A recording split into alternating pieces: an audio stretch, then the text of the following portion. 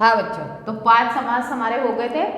अब हम लास्ट समास करेंगे तत्पुरुष समास। इसको मैंने बचा के क्यों रखा था, लास्ट में क्यों कर रहे हैं, क्योंकि इसके खुद के 6 भेद होते हैं। इसके खुद के 6 भेद होते हैं, तो इसलिए मैंने इसको बाद में बचा के रखा था। और इसका किसी के साथ क्लैश नहीं होता, मतलब किसी के साथ झगड़ा नहीं होता, किसी के में जाके घुसता नहीं है, ये अपना अकेला रहता है, स्वतंत्र। और क्योंकि इसके तो अपने ही साथी इतने हैं, इसके तो खुद के अपने 6 साथी हैं, तो इसलिए इसको किसी और की ज़रूरत नहीं, किसी और के पाले में जाने की ज़रूरत नहीं है, किसी और के जैसा बनने की ज़रूरत नहीं है। इसलिए इसको अब हम बिल्कुल अलग से ही समझेंगे।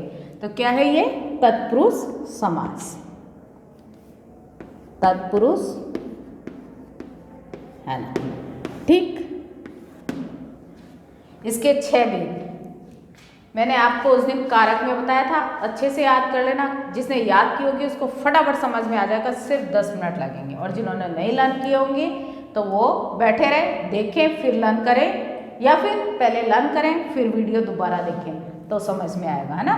मैंने सिखाए थे कर्ता ने कर्म को करण से, संप्रदान के लिए अपादान से, संबंध का के की अधिकरण में पर, संबोधन हे अरे अजी। लेकिन हमको फर्स्ट और लास्ट, कौन सा, फर्स्ट और लास्ट, कर्ता और संबोधन, कर्ता और संबोधन, ये दोनों नहीं याद रखने अभी। ये सिर्फ कारक जब करेंगे तो याद रखने, नहीं तो इनको याद नहीं रखना अभी। किसमें, तत्पुरुष समास में। समास में इसको याद नहीं रखना। समास में कौन से 6 याद रखने, कर्म, करण, संप्रदान, अपादान, संबंध और अधिकरण। बाकी 6 ना कर्म से लेकर अधिकरण तक आपको याद रखने। ये तत्पुरुष समास के 6 भेद है। क्या है, 6 प्रकार है। यानी तत्पुरुष समास के कितने प्रकार होते हैं, 6 प्रकार होते हैं। कर्म, करण, संप्रदान, अपादान, संबंध और अधिकरण, ठीक है। इसमें पूर्व पद गौण और उत्तर पद प्रधान होता है, यानी पहले वाले की वैल्यू नहीं होती है, सेकंड वाले की वैल्यू होती है। यानी सेकंड वाला फर्स्ट होता है, देखो हमेशा फर्स्ट वाला फर्स्ट होता है, यहाँ पर सेकंड वाला फर्स्ट बनाएंगे हम लोग। अच्छा लग रहा है बच्चों। अब कर्म सबसे पहले समझते हैं। कर्म, कर्म में क्या आएगा, को, क्या, को। अभी बेटा बच्चों आपके इतना ही है, तो आप जब 9th 10th में जाएंगे तो ये थोड़ा सा और भी इसके 1-2 नियम आ जाएंगे, लेकिन आपके अभी इतना ही है, तो इतना ही सीखेंगे। तो यस, ग्रामगत, देखो ग्रामगत 1 2 3 लिख, चलो अभी तो आपसे पूछ भी तो नहीं सकती। गगनचुंबी, गगन चुंबी, वन, सॉरी, वन गमन, है ना। ये देख लेते हैं फटाफट। ग्राम को गत, गत मतलब जाना, ग्राम को गत यानी गया, गत मतलब गया, तो ग्राम को गत मतलब ये विग्रह करेंगे तो ये आएगा, और जब समस्त पद बनाएंगे तो ये छुप जाएगा, यानी इसका लोप हो जाएगा को का, है ना। देखो ग्रामगत, इसमें को का लोप हो गया, ये क्या है, समस्त पद है। क्या है, समस्त पद है। जब इसका विग्रह करेंगे तो फिर इसको बीच में डाल देंगे, इजी सा हो जाएगा। ग्राम को गत, है ना।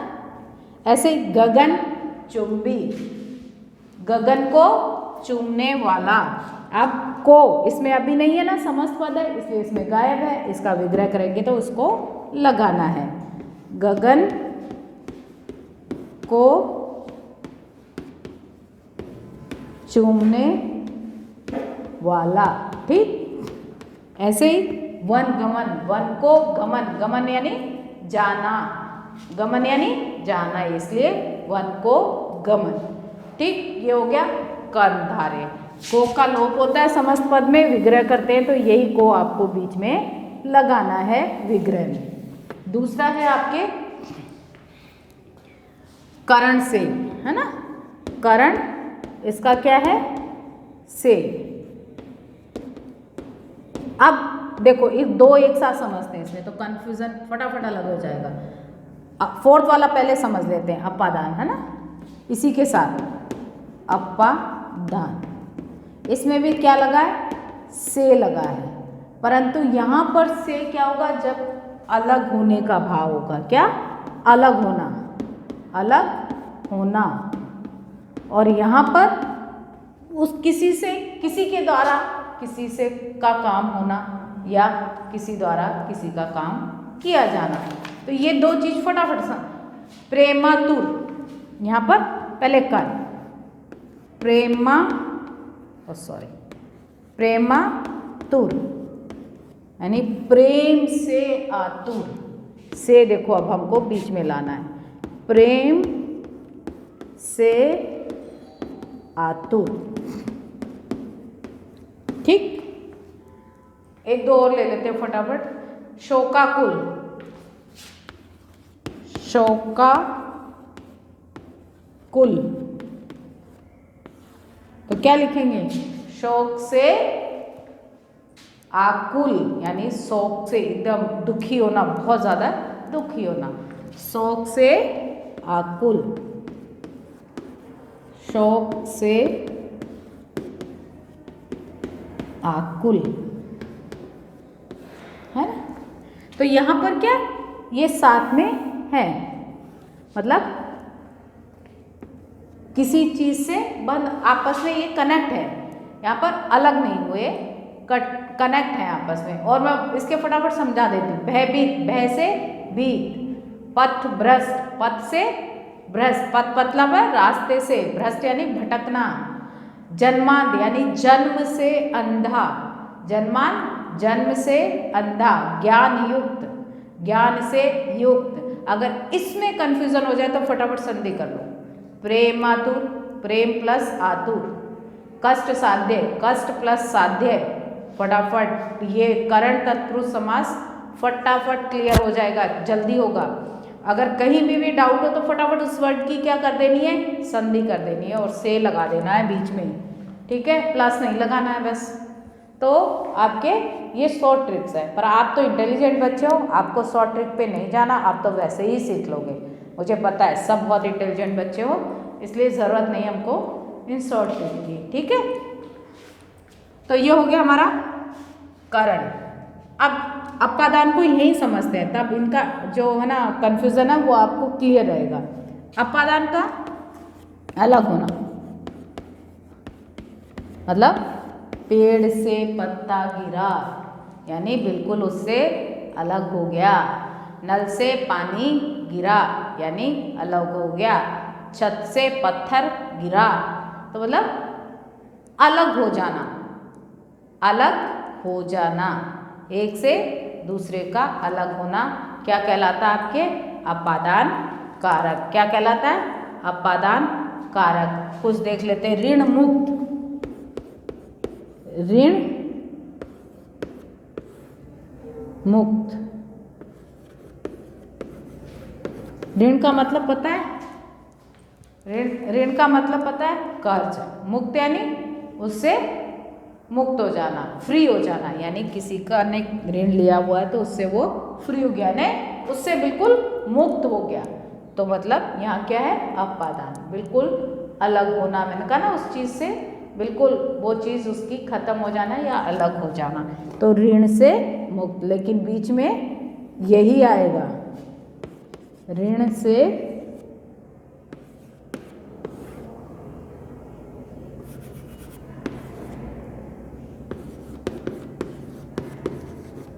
ऋण से मुक्त, ये डिफरेंस आपको याद रखना है अपादान और किसमें, करण तत्पुरुष समास में। आशातीत, आशा से परे यानी बिल्कुल आशा के विपरीत कोई काम हो गया। धर्म विमुख, धर्म से बिल्कुल विमुख हो जाना, फिर वो धर्म को मानता ही नहीं, नास्तिक आदमी। देश निकाला, देश से निकाला। रोग मुक्त, रोग से मुक्त होना। लक्ष्यहीन, लक्ष्य से हीन। तो डिफरेंस समझ में आ गया। इसमें जुड़े रहते हैं, इसमें अलग हो जाना, बिल्कुल अलग हो जाना। पहचान दोनों की से है, बस जब ये हो तो ये अंतर देखना है कि इसमें बिल्कुल अलग का भाव होगा। अलग का भाव होगा तो आपको अपादान लगाना है, और अलग का भाव नहीं होगा तो आपको करण तत्पुरुष समास लगाना है। ठीक, दोनों क्लियर।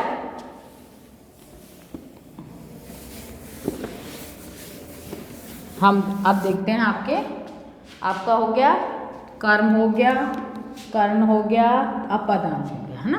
अब संप्रदान, क्या संप्रदान, है ना। तत्पुरुष, ये तत्पुरुष के भेद पढ़ रहे हैं, कहीं और मत चले जाना, यहीं रहना तत्पुरुष में। मैंने बोला ना ये इसका परिवार है अपना। तो संप्रदान मतलब के लिए, है ना। ये आप याद कर लोगे तो याद होगा अच्छे से। के लिए, ये इसका लगाना है आपको। समस्त पद में जैसे मैंने लिखा, ये समस्त पद है। रसोई घर, अगर मैं इसको विग्रह करूंगी इसका समस्त पद का तो कैसे लिखूंगी? रसोई के लिए घर, रसोई के लिए घर। किसके लिए घर? रसोई के लिए घर। प्रयोगशाला, प्रयोगशाला, प्रयोग के लिए घर लिखोगे, शाला ही लिख दो भाई, घर मत लिखो। सत्याग्रह, सत्य के लिए आग्रह। माल गोदाम, माल के लिए गोदाम। राह खर्च, राह के लिए खर्च। तो क्या है? के लिए। क्या आना है? के लिए। ये याद रखना है, मतलब किसी के लिए कोई चीज होना। शयन कक्ष, सोने के लिए कमरा।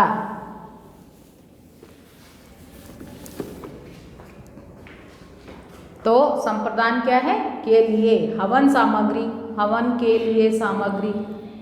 राष्ट्रभक्ति, राष्ट्र के लिए भक्ति। तो ये किस में आएंगे? आपके संप्रदान में। किसके में आएंगे? संप्रदान में। अब लास्ट बचा है आपके अधिकरण तत्पुरुष समास। अधिकरण, अधिकरण में पर, क्या में पर, है ना। तो इसमें क्या लिखूं मैं? अधिकरण में क्या लिखूं? ध्यान मग्न, ध्यान में मग्न। घुड़सवार, घुड़सवार, घोड़े पर सवार, घोड़े पर सवार। और ले लो एक दो, शरणागत, शरणागत, शरण में आया, शरण में आया। तो ये हो गया आपके अधिकरण। इसमें में या पर यानी में पर। तो ये तत्पुरुष समास के भेद आपके फिनिश हो गए। इसके लिए कुछ छूटा तो, हाँ छूटा बच्चों एक संबंध का के की। क्या छूटा? संबंध का के की।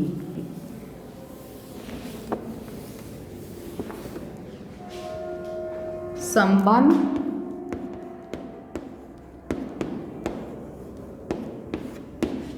का के की, है ना। मतलब इसमें संबंध होता है, आपस में संबंध होता है। जैसे हस्तलिखित, क्या?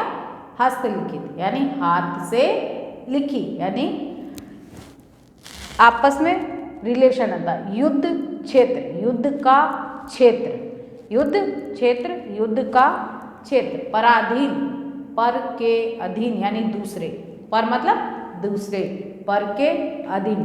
भारत रत्न, भारत रत्न यानी भारत का रत्न, भारत का रत्न यानी रत्न कोई कोहिनूर नहीं, यहाँ पर मतलब कोई ऐसा महान व्यक्ति होता है किसी देश का तो कहते नहीं है तो वहाँ का रत्न है। देशभक्ति, देश की भक्ति, देश भक्ति, देश की भक्ति, भारत का रत्न, भारत का रत्न, देश की भक्ति। ठीक बच्चों, ऐसे एक कौन सा रह गया, के लिए रह गया है ना, के रह गया है ना।